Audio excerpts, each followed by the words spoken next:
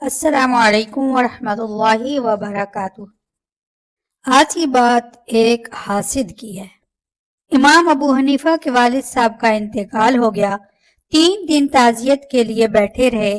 3 دن کے بعد باہر چوک میں آ گئے۔ ایک بندہ آپ کا حاسد اور سخت مخالف تھا اور سارا علاقہ جانتا تھا کہ وہ آپ کا مخالف ہے۔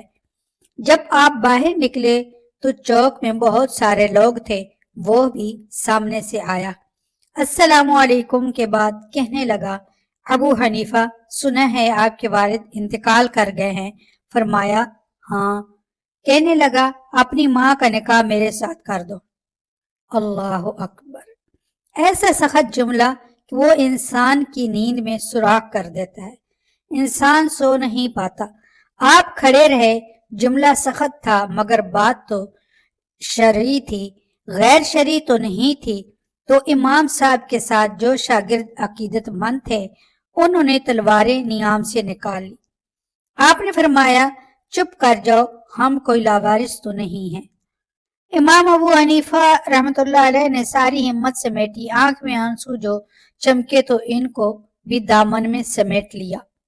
ہمت جمع کر کے کہنے لگے، میاں، تم نے کہا ہے میں اپنی ماں کا نکاح تیرے ساتھ کر لوں۔ تو عدت گزر لینے دے، تیرا نام لے کر اماں سے بات کروں گا، اگر وہ تیرے ساتھ نکاح کرنا چاہے تو مجھے اعتراض نہیں۔ یہ کہہ کر اپنے دوستوں کے بازو تھامے اگلے چوک میں گئے۔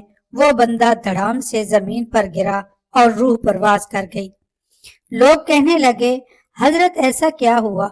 آپ فرمانے لگے، اس نے سمجھا تھا میں لاوارث ہوں، اسے کچھ بھی نہیں ہوا۔ ابو حنیفہ کے صبر نے اس کی جان لے لی ہے۔ کئی دفعہ لوگ بڑے سخت جملے کہہ دیتے ہیں، بڑی تکلیف ہوتی ہے۔ حسد بڑی بری چیز ہے۔ اس کے شر سے اللہ تعالی ہم سب کو محفوظ فرمائے۔